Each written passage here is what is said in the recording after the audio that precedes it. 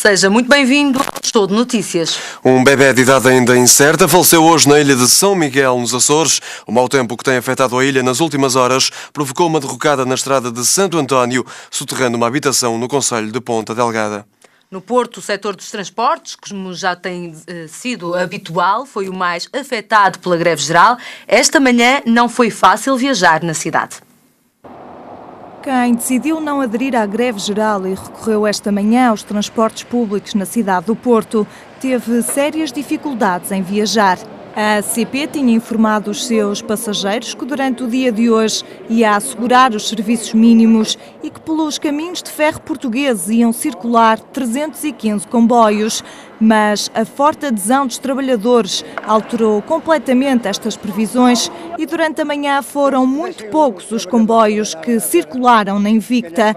Se na estação de Campanhã ainda foi possível a partida e a chegada de um ou outro comboio, já na estação de São Bento, os painéis eletrónicos informavam que todas as partidas estavam suprimidas e as chegadas previstas circulavam com mais de 50 minutos de atraso.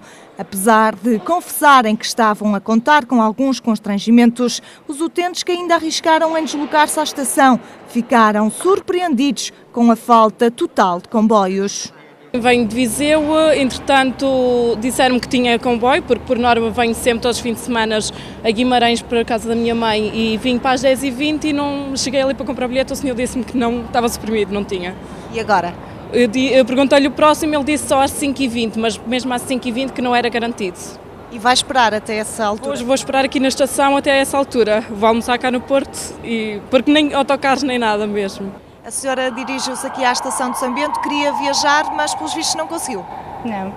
Não há comboio. Uma vez que estou no greve, não há comboio. Está tudo suprimido. Mas já estava avisada que podia encontrar estas perturbações na circulação. Pela televisão que ia haver greve geral, supostamente era uma das greves que iam fazer, seria nos comboios. Ainda assim arriscou, mas acabou por não conseguir viajar. É verdade. Agora vamos de caminhoneta. Viajar nos autocarros da STCP também não foi nada fácil. A empresa de autocarros da Invicta, que estava obrigada a cumprir serviços mínimos, operou de uma forma que ficou muito aquém daquilo que era esperado. Dos 23 autocarros que estavam previstos sair das estações de recolha, apenas saíram 10. Nas paragens, as filas eram grandes, os utentes tiveram que esperar largos minutos até que chegasse um autocarro que os pudesse levar ao destino. Fui trabalhar às 7 da manhã, tive que ir a pé porque não havia autocarro, das 7 menos um quarto não veio, ou das 7 e um quarto não veio, e provavelmente vai ser assim o dia todo. Isto é assim, é só para trabalhar, isto é só para trabalhar a vida das pessoas, embora às vezes alguém pensa que a greve que resolve, mas para os trabalhadores só piora. A senhora está há quanto tempo à espera? É uma hora. O metro, que não costuma ter uma forte adesão às greves, apresentou também esta manhã fortes constrangimentos de circulação. Esta também não foi a alternativa mais rápida e fiável para quem não quis ou não pôde aderir à greve. A adesão dos trabalhadores rondou os 90%. A circular estiveram apenas as linhas amarela, que liga a Senhora da Hora ao Estádio do Dragão, e o troço comum, que liga o Hospital de São João a Santo Ovídio, em Vila Nova de Gaia. Os tempos de espera para quem pretendia viajar nestas linhas ultrapassavam os 20 minutos. Costumo frequentar o metro diariamente e hoje está a ser um bocado mais difícil, mas eu já sabia que hoje que não havia, era a greve geral, por acaso calhou num dia que estou de folga, não está a fazer grande prejuízo. Está há quanto tempo à espera? Há meia hora. A linha que está a funcionar é a linha que costuma utilizar? Eu costumo frequentar entre a Casa da Música e o Estádio e a Estação de Campanhã. Hoje por acaso calhou bem porque eu estava de folga, senão tinha que ir a pé. Está a ser muito complicado. De manhã tive de vir de táxi, tive de pagar 9 euros, estive depois, como estou no trabalho, tive de vir ao notário, reconhecer umas assinaturas. Estive uma hora na Casa da Música à espera, porque já tinha passado a composição, e acho que a causa é justa, mas pelo menos deviam ter em consideração, em vez de pôr uma composição a circular, pôr em duas, para aliviar um bocado. e acho que causa constrangimento às pessoas e irrita-as.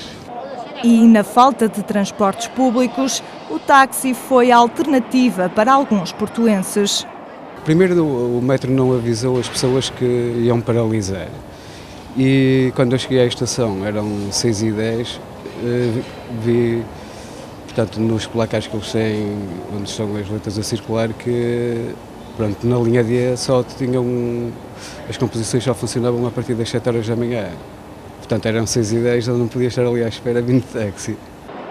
Os taxistas reconhecem que em dia de greve geral sempre se faz mais 1 ou 2 serviços que o costume, mas só nas horas de ponta, porque durante o resto do dia o negócio é igual aos outros, ou seja, fraco. Na altura do aperto, na altura de ponta, houve um serviço a mais ou outro, mas agora tornou a parar, uma menina pode constatar, tornou a parar o serviço e mantém-se conforme nos outros dias. Havia de ser era durante o dia todo, não era só nas horas de ponta, porque a gente está mesmo a precisar que haja bastante serviço, o negócio está mesmo muito mal. Em dia de greve geral é sempre assim, uns ganham, outros perdem. Para além dos transportes, a greve geral costuma afetar também outros setores. Na saúde, o Hospital de São João funcionou com normalidade. Já na educação, houve uma escola que esteve de portas fechadas. O forte movimento que se registra nos corredores do Hospital de São João não deixa grandes margens para dúvidas. Neste dia de greve geral, convocada pela CGTP, o hospital está a funcionar dentro da normalidade. Aqui não se sentem grandes perturbações, apesar de mais de metade dos enfermeiros terem feito greve durante o turno da noite. Aqui médicos e funcionários estão a trabalhar como se de um dia normal se tratasse. Os utentes garantem que conseguiram as consultas como estavam programadas e também realizar os exames.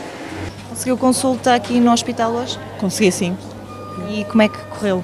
Correu bem, acho que mas atender mais depressa, se calhar puxar menos gente do que os outros dias normais, que a gente costuma aqui com o médico dele a demorar muito tempo, mas hoje não. Hoje foi rápido. A hora que estava marcada foi a hora que fomos atendidas. Sente que hoje este hospital está a funcionar dentro da normalidade? Eu julgo que sim, porque olha, eu venho muitas vezes cá, ou seja, quase todas as semanas venho cá às consultas e acho que está a funcionar perfeitamente normal. O meu pai tem consulta para o 12h20, o médico já chegou, por isso não noto diferença nenhuma. E eu agora não sei se outras pessoas notarão, mas neste momento não noto nenhuma. Já ouvi falar até com o Dr. Bonito, a pediatria, porque fiquei de vir cá hoje por causa de uma análise que o meu filho fez a semana passada, também se encontrava lá. Portanto, não noto nada diferente. Tudo a funcionar normalmente, não notei absolutamente nada de especial. Se era uma consulta marcada, já fui atendida. Decorreu dentro da normalidade? Sim, sim. Nenhuma alteração no serviço? Nenhuma alteração, que eu notasse não, está tudo na mesma. Qualquer atraso, está tudo em ordem.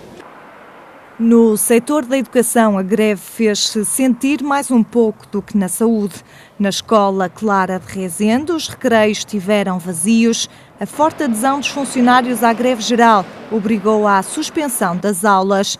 Na porta havia a informação que, por motivos de greve, as aulas estavam suspensas. Apesar de não ter conseguido obter declarações gravadas, uma professora da escola garantiu à RTV que a maioria dos professores não aderiu à greve e estava a trabalhar.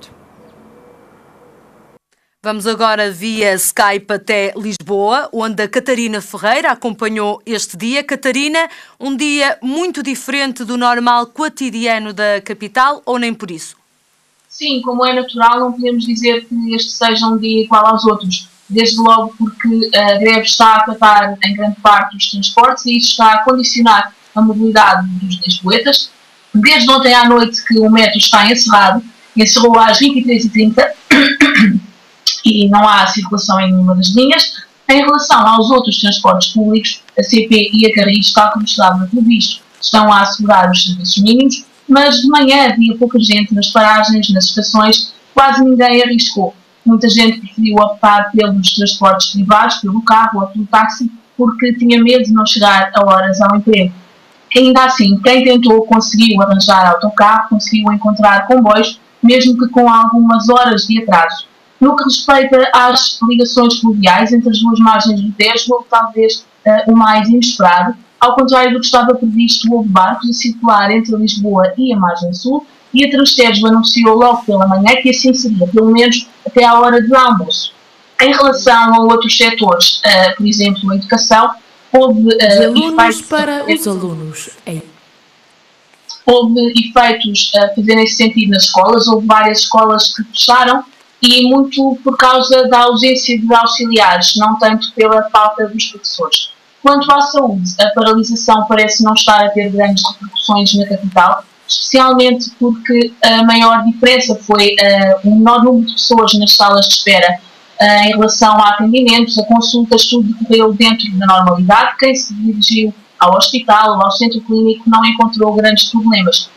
Resta agora saber como será o regresso à casa daqueles que hoje foram trabalhar e saber como será esse regresso, não é? Porque na hora de ponta é normal que a situação volte a ficar complicada. Até agora, é este o retrato da greve geral aqui na capital, Delfina e Pedro. Muito obrigado. Obrigada, Catarina. A Catarina Ferreira, que acompanhou o dia de hoje, um dia de greve, 22 de março, a dar conta essencialmente que o metro de Lisboa esteve sem circulação, mas que mesmo assim muitas pessoas não arriscaram neste dia de greve a chegar atrasadas ou a não ter transporte para o trabalho, e a dar conta de paragens quase elas vazias, porque as pessoas de facto não arriscaram. E como alivíamos de resto nas imagens. Exatamente. A circulação no Tejo, como disse a Catarina, ainda teve alguma ligação. Ontem pensava-se que estas ligações não iriam de todo existir, não era, Pedro? Existir, mas houve alguma circulação no Rio Tejo. Nós ainda vamos falar da greve mais à frente, por enquanto continuamos com este show de notícias. Cerca de 15% dos adolescentes portugueses já se mutilaram. Os dados são da Organização Mundial de Saúde. Segundo a Organização Mundial de Saúde, cerca de 15% dos jovens já se magoaram a eles próprios propositadamente. Beliscões, cortes e queimaduras são alguns dos exemplos que se demonstram preocupantes para a coordenadora da Organização Mundial de Saúde em Portugal, Margarida Gaspar de Matos. Esta violência autodirigida é a tendência que os adolescentes utilizam para lidar com o stress e, segundo a especialista, é um assunto que requer um debate e uma reflexão alargada. Em contrapartida, o estudo refere que a violência entre os jovens não é significativa, demonstrando que quase 95% destes adolescentes não andam armados com x-atos ou canivetes e que 84% não são violentos através das novas tecnologias, como a internet. Já no que diz respeito a lutas, no último ano cerca de 72% afirma que nunca participaram em confrontos, mas 2,7% admitiram tê-lo feito entre 1 e 3 vezes e 5,7, 4 e mais vezes. Apesar de tudo, a especialista do caso defende que sempre que há políticas sustentáveis e consistentes, os jovens respondem positivamente. No que diz respeito a comportamentos sexuais, por exemplo, e ao contrário do que muitos pais pensam, os jovens que têm educação sexual são os que começam a sua vida sexual mais tarde, além de serem os que mais utilizam o preservativo como método contraceptivo. O sucesso destas políticas verifica-se também no consumo de álcool, tabaco e drogas. Desde 1998 que estes consumos têm estabilizado, com tendência a diminuir, segundo este estudo. Os aneurismas da aorta abdominal afetam principalmente pessoas acima dos 65 anos e são mais comuns no sexo masculino. A maioria dos exames de rotina ainda não identificam a existência de um aneurisma da aorta abdominal. A aorta é vida é o tema da palestra que ontem foi divulgada na Universidade Sénior Eugênio de Andrade para os seus alunos. O objetivo desta iniciativa é alertar os séniores sobre aneurismas da aorta abdominal e dos fatores de risco associados a esta doença. O aneurisma abdominal é uma dilatação lenta e progressiva da aorta, a maior artéria do organismo que transporta o sangue do coração para o resto do corpo.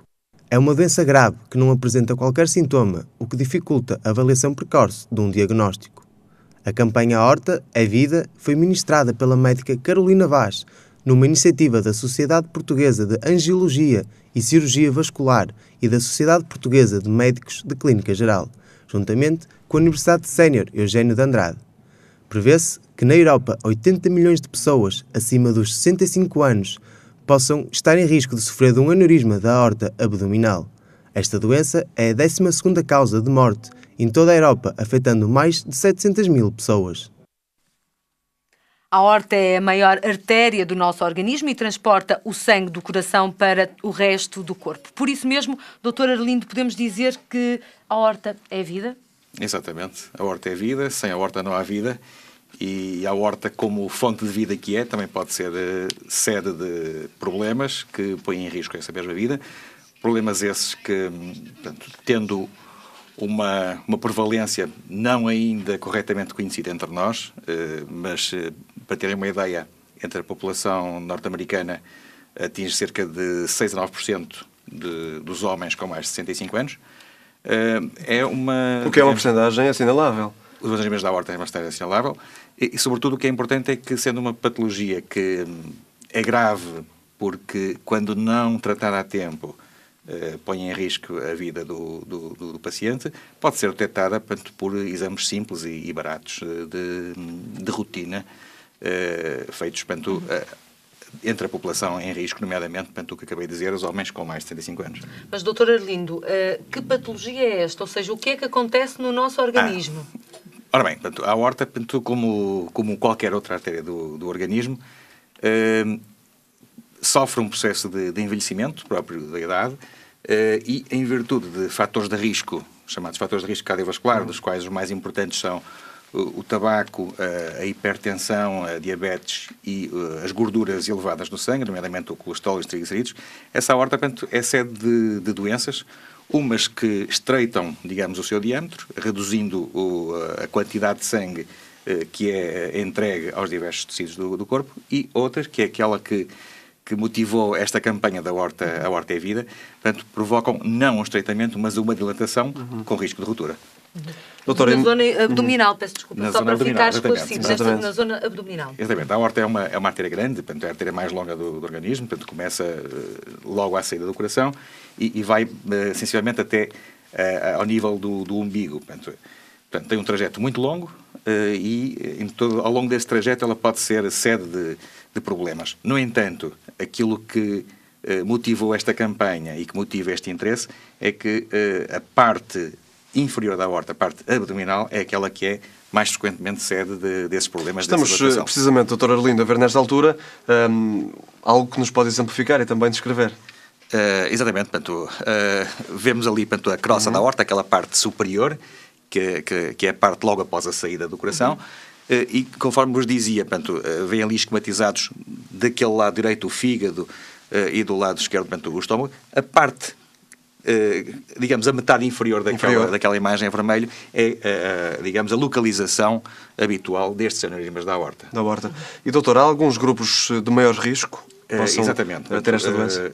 Homens acima dos 65 anos, particularmente se na família houver, nomeadamente entre irmãos, história de aneurismas.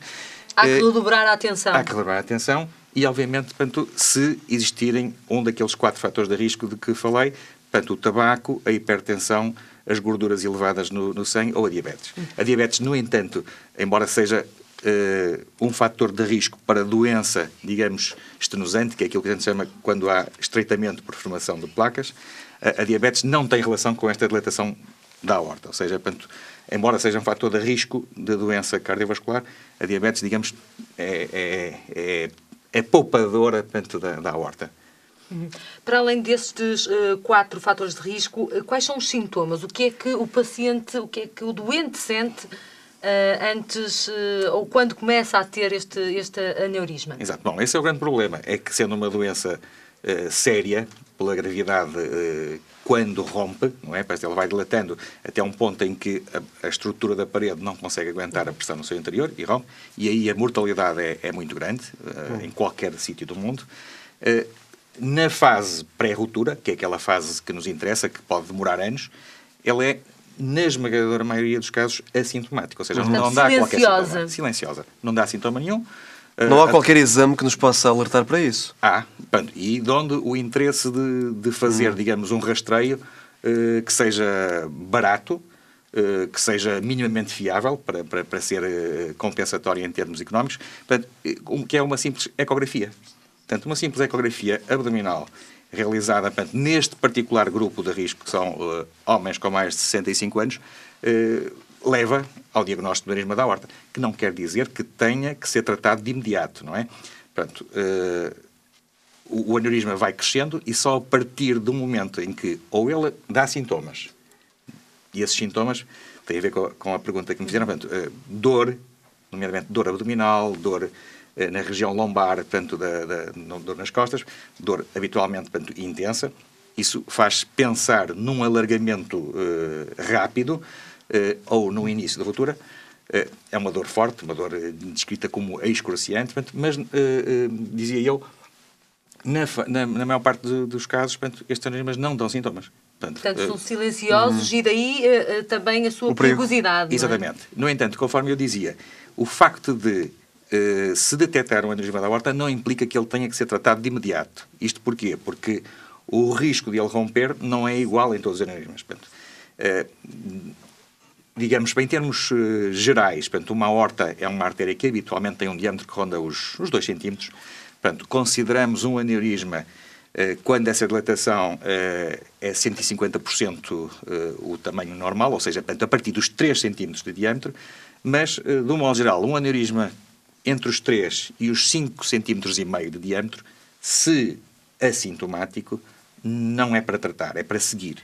Portanto, mas quando diz que não é para tratar, é para seguir, é, por exemplo, para dizer atenção ao colesterol, atenção aos níveis da diabetes, portanto, atenção aos 4 fatores que podem colocar ainda mais em risco a artéria. É isso? Exatamente. Sobretudo, portanto, a diabetes não tanto, conforme eu referi. Portanto, é um dos 4 fatores, mas não no aneurisma. Sobretudo o colesterol e o tabaco. Deixem-me dizer-lhes que o aneurisma da aorta abdominal, paradoxalmente, é a doença mais relacionada com o tabaco que existe. Portanto, ou seja, nem sequer o cancro do nem sequer o cancro do pulmão, exatamente. É um dado muito interessante. Muito importante. Mas nota uma maior preocupação dos portugueses sem saber se têm esta doença, sem saber a prevenção, o tipo de prevenção que devem tomar em relação a isto? Ora bem, portanto, as duas sociedades de cirurgia vascular, tanto portuguesas, portanto, que são a Sociedade Portuguesa de Cirurgia Cardiotorácica e Vascular e a Sociedade Portuguesa de Angiologia e Cirurgia Vascular, nos últimos anos, portanto, mostraram uma preocupação particular nesta área, com o apoio da indústria farmacêutica, portanto, que, de forma a permitir, precisamente, nestes grupos em risco, portanto, um rastreio. Por um lado, para quê? Por um lado, para que diminua o número de doentes que entram nos serviços de urgência dos grandes hospitais em ruptura. Como compreendem, portanto, quando ele rompe, a rapidez... Há a cirurgia. A cirurgia, portanto, ainda tem um papel extremamente importante, portanto, e é a única, digamos, atitude salvadora da vida de um doente com aneurisma em ruptura. Mas aí, portanto, entra em campo o fator tempo. E a maior parte dos aneurismas... uma contagem decrescente. Exatamente. A maior parte dos aneurismas rotos morrem em casa. Portanto, é o doente que se levanta, tem uma dor súbita e cai morto. Muitas vezes rotulado. Súbita. Exatamente. Como um infarto de miocárdio. Mas não é. Muitas vezes é uma ruptura desse aneurisma. Os que chegam ao hospital, portanto, os que são transportados, portanto, em condições... Também não adianta fazê-los chegar de qualquer forma. É preciso que cheguem, portanto, digamos, portanto... como dizemos, hemodinamicamente estáveis. Esses doentes, portanto, são, a maior parte deles, suscetíveis de tratamento cirúrgico, mas, portanto, conforme disse, com uma taxa de mortalidade em ruptura muito elevada, portanto, sempre acima dos 45%, portanto, em qualquer local do mundo. Sem falarmos na parte em que o doente já chega mesmo com o aneurisma, portanto, num estado em que tem que ser sujeito a uma intervenção cirúrgica, nos casos em que têm que ser tratados, os tratamentos podem durar toda a vida? Podem durar... ou qual é o tempo médio de um tratamento nestes casos? Bom, o tratamento é pontual, digamos. Existe um tratamento de fundo, obviamente, relacionado com esses fatores de risco que levaram ao desenvolvimento do aneurisma, não é? Obviamente, se o doente fuma, tem que deixar de fumar. Se o doente tem uma tensão elevada, não controlada, tem que a controlar. Se o doente tem um colesterol ou uns triglicerídeos elevados, tem que os controlar medicamente. Esse tratamento é para toda a vida. O tratamento, digamos, da situação aneurisma em si, a partir do momento em que se põe a indicação para tratar cirurgicamente, digamos, é pontual, existem fundamentalmente dois grandes métodos de tratamento, um que é a cirurgia clássica, portanto, abrindo o abdômen, portanto, retirando a parte que está... Exatamente, retirando a parte que está dilatada. E substituindo-a por uma prótese. Por uma prótese sintética. E aí o doente fica curado, se assim se pode dizer. E aí o doente fica curado do seu aneurisma. É evidente que implica tem que ter todos os cuidados. Uma vigilância para o resto da vida. A outra modalidade, que é mais recente, digamos assim, que é mais atrativa, porque menos invasiva, embora não seja a solução para todos os aneurismas, de forma nenhuma, é a chamada, portanto, terapêutica endovascular.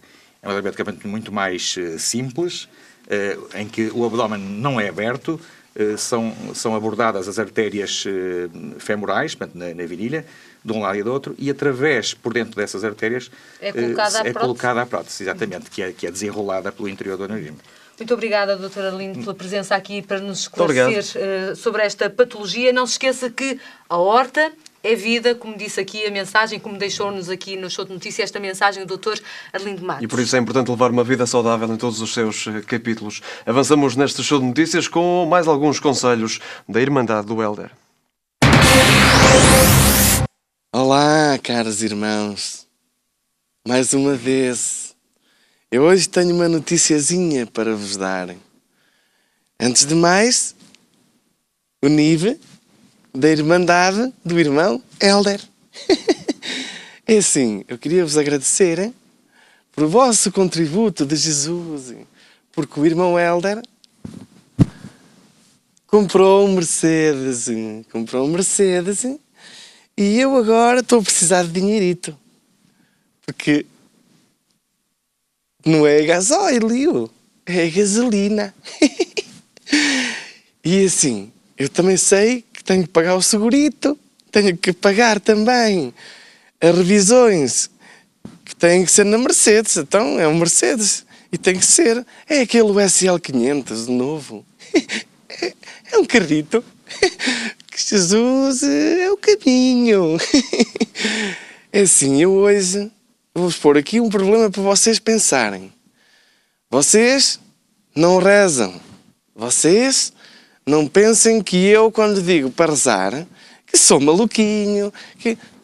Caros irmãos, reparem bem. Vocês estão à espera que o Noé desta vez traga o quê?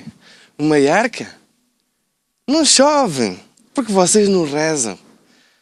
E estás a pensar que ele vai trazer uma cisterna? Não vai trazer cisterna nenhuma.